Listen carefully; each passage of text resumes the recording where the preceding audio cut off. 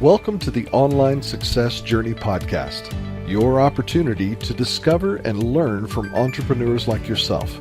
This is not your typical podcast, but a place where you can get the real story and find out how real people encounter speed bumps and detours, but journey through to find success.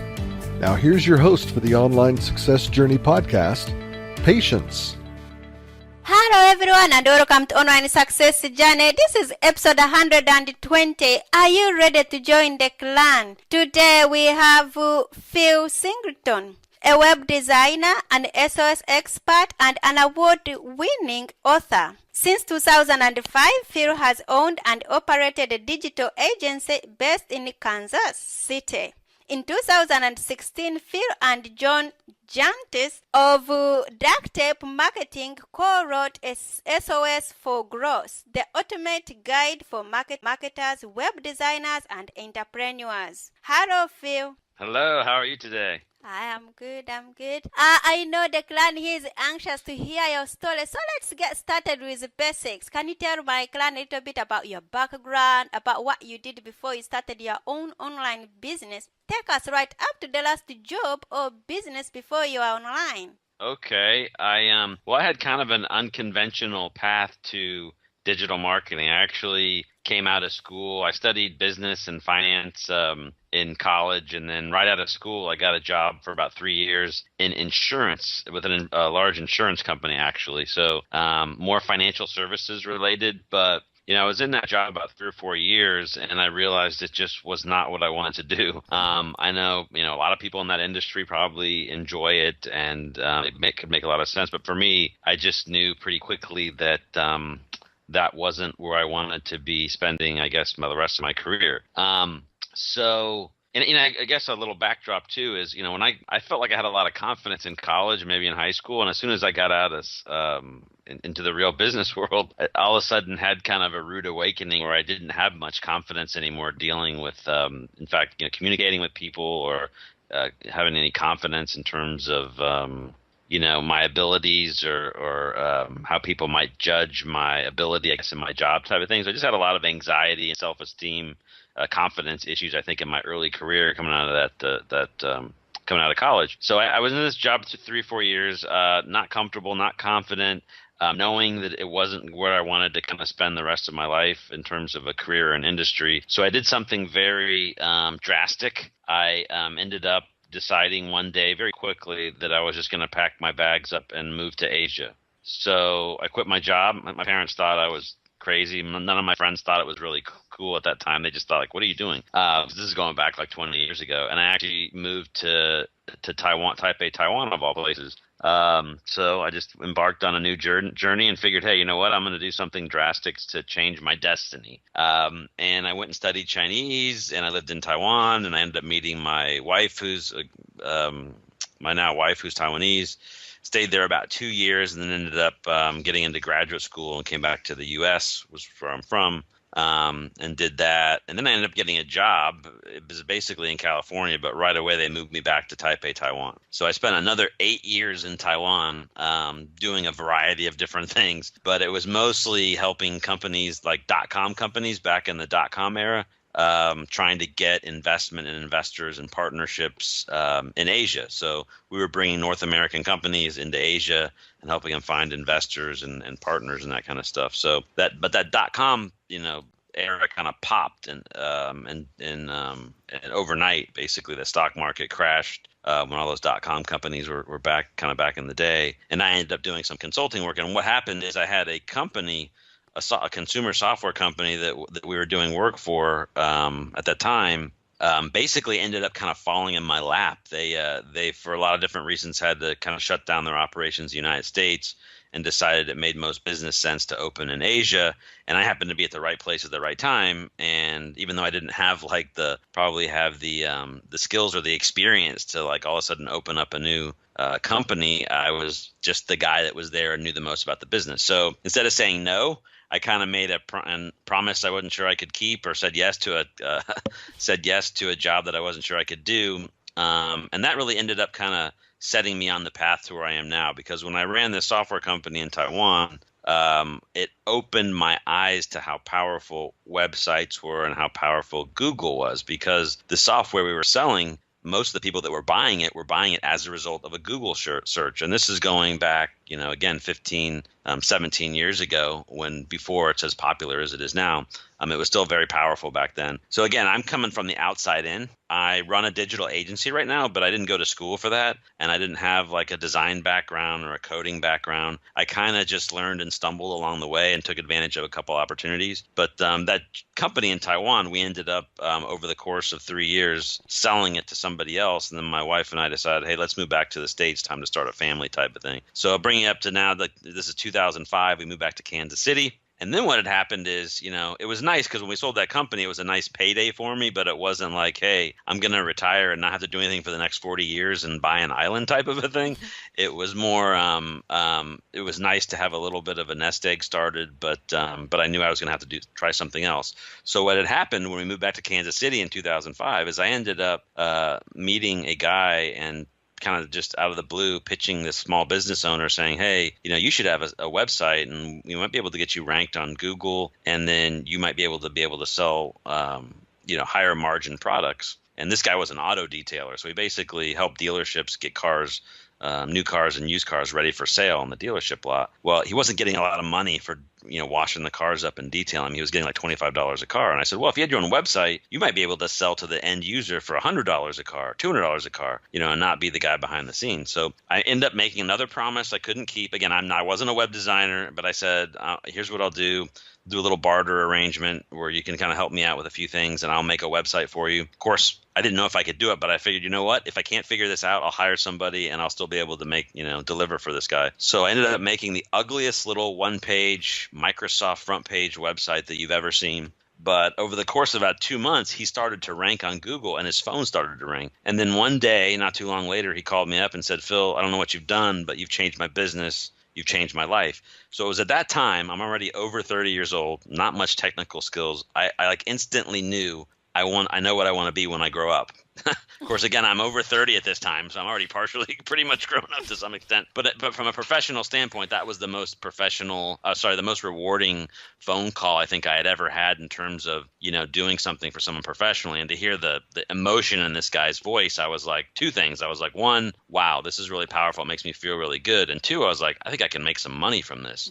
And I started that one website that I made in 2005 has since rolled into what I've been able to build into basically a thriving kind of a boutique agency. Got 7 full-time people, and we've done hundreds, I think over 500 custom websites now. And we have digital marketing clients for scores of companies where we kind of help them get more online visibility and get more better Google search rankings and help them basically out with a kind of a well-rounded digital marketing approach. So that's my story. The scared little guy who comes out of college with no confidence, goes into Asia, makes the best of it, and all of a sudden develops a lot of content and then makes an ugly little website, self-taught website kind of after age 30. And then I've basically been able to turn that into a real business. Wow.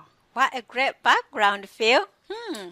Okay. What is the most dangerous belief an online entrepreneur can have? I think one of the things that can hold people back is not realizing how important a website is to everybody. It's important for a single person who's an entrepreneur, because your website's the one thing that you have as a person that's your own digital asset. If you invest on trying to get yourself out there online and you put your best content on third-party platforms that you don't own, you don't get the full benefit of that, and you're at risk of kind of losing that or giving that to somebody else. So I think it's really important for all entrepreneurs in a way to develop their own personal brand and authority is to make sure that they have their own personal website or at least their own business website and treat that as an asset and not as like just a digital brochure, and invest in that in terms of putting your best content on your website. And then as you build your website out, you use that as kind of the referral source for the content that you're building.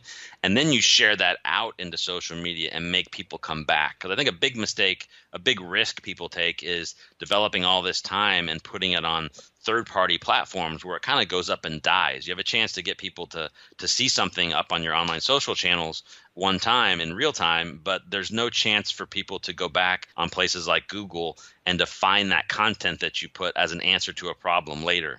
So that's one thing you can do on a website is you can document and put all of your best content and your best ideas and make sure that it's documented in one place. And you get the benefit of sharing that on social media, but you also get the benefit of having this one place of historical record almost, and that people can go and search and find and then come back to your website. And now you've actually been able to have your own digital asset rather than again, putting this out on third-party platforms where you don't get it back. Why do you do what you do? I know you mentioned that you figured out that you can make a living out of being a web designer or SOS expert, but really, why do you do what you do? I think it comes back to like that first job I talked about. I was miserable. I didn't like it. I didn't have any passion for it. It's not really that it was, I think, the job or the company. It was at that time I didn't have a sense of purpose. And I didn't one of those things that felt motivational. I think now I do what I do because to me it feels like it's my way of trying to give back and help small businesses because that is very rewarding for me. And then it's also a thing that that enables me to make a good living. So if I don't have that piece where I'm not motivated every day, then I don't want to be doing it. Right. I mean, I would do anything. It's at the end of the day, even if I was miserable to provide for my family. But if I don't have to do that, I want to pick a job or a career that when I wake up every morning, I have the same passion or more than I did the morning before. And I think that's the reason why I do what I do. What is the biggest mistake a small business owner make when it comes to the web? I think it kind of gets back because for me, I think everything comes back these days to the website. So I think most small business owners and entrepreneurs think of their website as a digital brochure or almost like a glorified business card, but they don't think so. They think of it almost more as an expense than an investment. But the whole idea, the way you win online today, is making your website the referral source for all of your content and making it your marketing hub. That's the way that you can turn it into a vehicle that can actually generate leads for you, versus you trying to spend money or time and effort to drive people to the website. You can actually attract people to your website. So I think that's the biggest mistake that a lot of entrepreneurs and business owners make is not thinking of their website as an asset. They think of it more as an expense or a cost of doing business like they would marketing collateral and not more as a marketing engine, so to speak. Let's put man aside because you've been in this business for long now. How did you know you were successful? Well, when I first got into it, we came back to start a family. So I think the first several years that my twins were born, it was really more of a lifestyle choice for me because when I grew up, my dad was a great provider and he had a lot of great things, but he for whatever reason, he was in the military and then later on he had a corporate job. He worked hard and was not home a lot. So when my kids were born, I made a kind of a promise to them and myself that, I was going to be as present as possible. So the first, from 2005 to those first 7 years when they were still kind of at home and not at school full time, I kind of worked this more when I wanted to and not so much that I had to, or I took as much work that I could. But as soon as they went to school full time, I started really putting a lot more effort into building the business. So I got an office space, I started hiring people, and I started getting more aggressive about taking work and that kind of stuff. So from how did I know it's successful? I guess, being able to financially grow the company and get it to the point where I could support employees and the point where we're growing. And then having it, so revenues obviously was one way to measure success, but then also to build a big book of clients where we've got a great reputation and online review profile where we show, time after time that our clients come back and they're happy with the results or happy with the project that we've done. That's, I think, equally as important to me because we want to try and bat 1,000. So those are the two ways I think that, we measure. You always got to make sure that you're bringing home the bacon so that you can feed yourself and your family and your employees who are, to me, are almost kind of an extended form of the family. But then also making sure that everybody that you work with, whether it's your vendors or your employees or your clients, all are happy in the experience they have with working with you. Okay. You didn't go to school for business. You just started this from your self-taught. Now, can anyone be an entrepreneur or some people are more cut out for it than others? That's really, I guess, a tough question. In my opinion, I guess because I have some kind of an entrepreneurial, I think everybody's got some part of an adventurous spirit inside them. The question is, do you have that confidence in yourself at some point to be able to kind of take that scary leap forward? Because it is scary to leave, to go into a place where you think, okay, does it make more sense for me to, work for a company and, get a salary and have the benefits and have, a little bit more safety? Or do I jump out into the world without a safety net and try and kind of pave my own path? So it is kind of scary, I think, for most people. I don't know. It was kind of scary like that for me. Although I will say, when I jumped out into the pool and it wasn't as bad as I thought, I can never imagine going back, and working in a corporate environment in a cubicle or for somebody else. Now, would I do it if I had to? Of course, I would do it, flip burgers if I had to for my family, even though I might not be, if I had to provide. But if I had to by choice, no. And then once you're out there and you get some level of confidence in terms of, how you're able to maybe create value and get people to pay you for the value you create, I do think everybody's kind of has that in them. If they feel comfortable about making that kind of a jump. The only problem is you will fail. And it's not like some people go out and say, oh, you should expect failure. You're going to fail time to time, like it's going to happen. I actually think failure is a necessary ingredient. There's no way you can succeed as an entrepreneur unless you have multiple failures and learn from it. The question is, if you're the type of person who's going to stew on a failure and let that hold you back, maybe it's a better way to stay in kind of the corporate field and be an employee rather than trying to be an entrepreneur. But if you're the type of person that has or think you can get thicker skin and be able to take a failure and use that as a way to propel you forward and part of motivation, then I think that's the natural course of action for anybody. So I do think everybody's got it in them to be an entrepreneur, but whether or not it makes sense for them in their life or where they are at the point to pursue it, there certainly isn't. The rest of the world has to. We have to have other people to help us out. So there's certainly nothing wrong with that. What is your favorite content marketing tactic? I love when we first started kind of putting together our one sheets or our descriptions, I had one view of it. Now I've got a slightly different view. I think I've been doing these types of campaigns where I've been booked as a guest expert on great shows like Yours Patience. And what I found was this has been one of the best content marketing tactics that I've seen probably in the last decade, where you can get, if you package yourself up right and you work on your own personal authority and perhaps write a book or an ebook and find ways to differentiate yourself as an expert, you can actually go out with structured like guesting campaigns, podcast booking or podcast guesting campaigns, and get yourself booked on shows where then you can share your experience and gain access to somebody else's trusted audience. There's all sorts of benefits you get from that, right? You get access to somebody else's audience. Most of the good or the experienced podcast hosts will put up show notes that are basically about you as the guest. There'll be links to your social media and to your websites and maybe some of your other projects. And then those things get shared out to social media. So by doing this right in a structured way, you can get all sorts of benefits for a relatively short period of time. So you spend, like I am today, maybe 20 minutes or 30 minutes or an hour or whatever it is. You get a lot more benefits of this type of guesting campaign than you would, say, for trying to just write a single blog post or get a guest blog post posted on a third-party website. So that's probably my first favorite one. But I think for most people, it's hard to go from can everybody do this tactic today? Probably not. You got to package yourself up first, I think, to be able to be bookable on podcast shows that make sense. So the way I think for most people to get to that point is to use my original favorite content marketing tactic, which is have a website, come up with a content calendar, and then when you do, create a blog series. Now the blog series should be 10 or 15 separate blog posts of, say, 500 words to 1,000 words each. And the idea is that each blog post that you do in this series can be posted onto your website as a standalone blog post. But when these 10 or 15 posts after they're posted on your website, you can stitch them together into an ebook that can be then used as a call to action on your website. But you can also take that same ebook and convert it into a Kindle and put it up on Amazon, where you can then become an author and help establish yourself or use that as a building block to your own authority.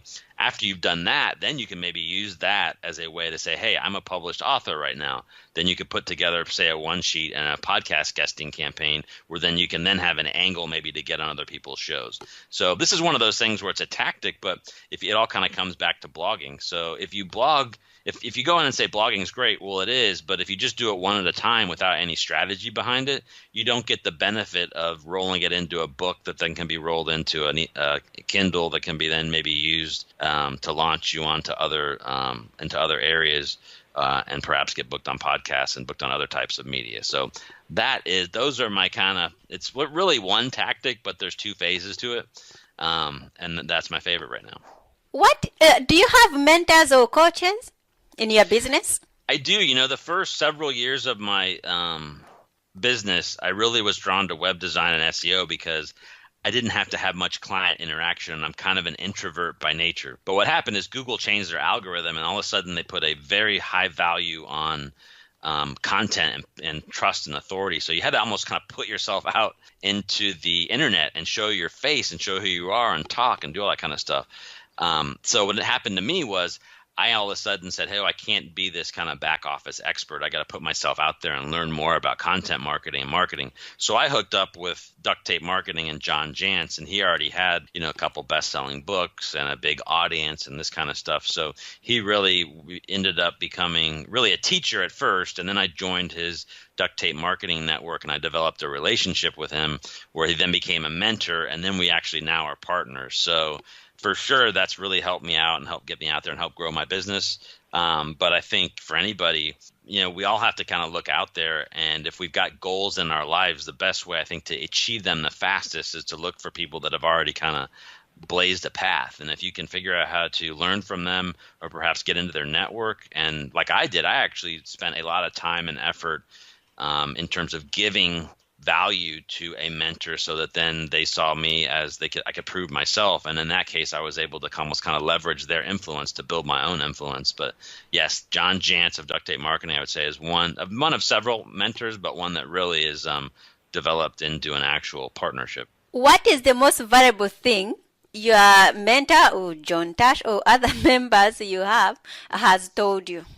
I think well, there's lots of different lessons learned and this kind of thing where I could say, just learn from the way he treats people or the way he's always very giving and not the one thing I've noticed about any mentor or influencer that I find is none of them are really trolls or negative. They're all really positive and really generous. And I think that's why they attract people to them. So that's one thing that I've tried to learn too, is to kind of stay positive. But from a business sense, one of the things that I've learned from John that's really helped clarify things for me is, if you're wanting to go out there and help yourself, your own marketing or marketing your own personal brand or marketing your own business or other people's business, was to really get an idea of who the people are that you want to serve, who your ideal clients are, and then trying to build your business or your strategy around those people. And that's something that when you mention this patience, that's really kind of what I think the one thing that I identified John with is he really helped clarify that piece for me. And that's a practical kind of a thing that I learned through that mentorship that I've been able to apply to many areas of my business and my life. Is that how you got John to write a book with you? It was really severalfold. What ended up happening was Google changed a lot, and you couldn't do back office things for SEO, meaning you couldn't just work on your website in the back office, or you couldn't just build backlinks and get results for your website or for your clients. You have to be better at marketing in general and content marketing now to win on Google and to get valuable clicks. So I really read his book because people recommended it to me. Then I ended up kind of joining his network, which he's got a network of 120 certified consultants. So I basically joined that. And then when I got into the network, I tried to prove myself and show that, I basically knew what I was talking about. So I really gave a lot back to the network. I gave presentations. I guest blog posts on John's site. I basically kind of gave as a way to prove myself. And I think after a period of a year or so, I really developed a relationship and trust. And then I ended up saying, hey, I want to write this book. And I ended up writing it kind of pretty much the first phase of it. The first was on my own. And I went to John and I said, hey, I wrote this and it's got some, basically my life's work in it. Would you like to write the foreword on it? And he said, yes, of course. And then I said, well, I've got the second idea where we could actually go in and write this together. You'll have to read it and rewrite it and add your stuff into it, but we can use this and write this as a book and perhaps make a separate digital asset where we can develop courses and maybe have a separate business on it. And because I had already, been a part of his group and earned his trust and given back, I think, to the community that he built, he was wide open to that piece. Now, if I would have come in the first day and said, will you co-write this book with me? He probably would have said, no, I'm not going to, write a book with you. But since I put my time in and I proved myself and I joined his community and I took advantage out of every opportunity that I could, I got to the point where he trusted and knew that I was, a relative expert in the field in SEO. And, we were able to kind of repackage that project into kind of a co-authorship. And that's how I did it. Wow. Whew. That was hard work, but then you got what you wanted. Okay. Tell us about your business, kcwebdesign.com. Yeah. So that's really kind of where the kcwebdesigner.com, this is kind of where where most of my business comes from here in the Midwest. So, the thing with business owners and entrepreneurs in general is that most of them search for when they want help or they want new leads. And a lot of this is about lead generation and new sales, right? A lot of folks first look for tactics. So they're just like, well, my business is not going well. I need more leads, or I want to grow my business. I need more leads. What can I do to get more leads? So they usually do like a tactical search online. So they'll look like, well, who can help me with SEO? Who can help me with Facebook advertising? Who can help me with AdWords? Maybe I need a new website. Who can help me with a new website? So they look for these tactics. At the end of the day, most people, to grow their business, they actually probably need a strategy with a bunch of tactics to work together to really go out. But most people look for tactics first. So the number one thing that most small business and entrepreneurs look for when they want to grow or when they want to change is websites. They want to get a new website. So for me, this is a great central point because there's a lot of businesses that look for websites. So we position, our business as a web design firm first. But then when people come to us, we tell them, well, here's it. We don't sell digital brochures. We're trying to make a marketing platform for you. And it all starts with a website. So that's what KC Web Designer is about. It's about trying to build lead generating websites for people rather than just a digital brochure style website that you would get, say, from, GoDaddy or one of the web builder websites, or maybe from a kind of a smaller freelance type web developer. And that's what we do at KC Web Designer. We develop websites and we make them as marketing platforms. And in most cases, people will come to us to do the digital marketing for them with them after we launch a new website. That's pretty much what the company's about. Which clientele do you take on? Do you take on the beginners, the middle one, or the established one? What is your clientele? Yeah, so my clientele is mostly going to be a little bit more established small businesses, and I've got a two-pronged approach. So when it comes to digital marketing, what we try and do is KC Web Designer really is all about focusing on people in Kansas City and in the Midwest, right? So in that case, we're kind of generalists, and we focus on smaller businesses and larger small businesses, and in some cases, more medium-sized businesses. So the very large businesses usually will go and use a large advertising agency for whatever their digital clientele is. But for us, it's a client, let's say, that has maybe $1 million in sales to, like, say, $100 or $200 million in sales is kind of where our sweet spot is. Now, recently, what we've been trying to do, and that's where we are kind of locally in terms of a region, we're more generalists. Now, starting next year, we're going to actually focus nationally, or maybe even globally, but first nationally, we're going to focus on a particular niche, and that is for law firms, because a larger percentage of our book happens to be law firms. And I think for most people to succeed nationally or globally, you got to kind of focus in one niche area. And this is one where we've had a lot of success with clients in and around our area. So we're going to focus on lawyers and law firms nationally, and we're going to be continue to focus generally for small businesses kind of in our local area. Okay. Where do we find your website and the offers you have to offer? Yeah, well, we've got kcwebdesigner.com, which is kind of the flagship one. I've got It's interesting because online, like I focus on niche. I used to be able to rank locally, for Kansas City SEO and Kansas City web design, that kind of stuff. But as it gets more competitive online, we figured out we got to have multiple websites. So kcwebdesigner.com is my web design website, but I actually have one called KC SEO Pro, which is more focused on just search engine optimization. So people can kind of take a look at both of those and try and figure out, why do you have two brands? Well, the reason is because people search for tactics. And when somebody searches for SEO, I want to be an SEO company. When somebody searches for web design, I want to be a web design company. And that's why we've got those two companies. We also started another service called podcastbookers.com, where we help marketers and entrepreneurs get booked on podcasts so that they too can start develop their own authority and get all the benefits of the traffic and the SEO benefits that you get by being booked on other website shows. So those are the three kind of business areas we focus on. And I like to hang out on LinkedIn. So we've got accounts on Facebook and Twitter and that kind of stuff that we're active on, but I'm most engaged with people on LinkedIn. So if anybody wants to connect with us or with me, the best way to do it is on my LinkedIn profile. So, clan, there will be more from Phil in a moment. If you are finding Phil's journey interesting and you are ready to hear more, come and listen to the full version of the interview at onlinesuccessjourney.com. If you are on Online Success Journey already, click on part 2 of Phil's journey and you will get more tips to help you with your own online business and how to improve your websites to rank higher in SOS on Google.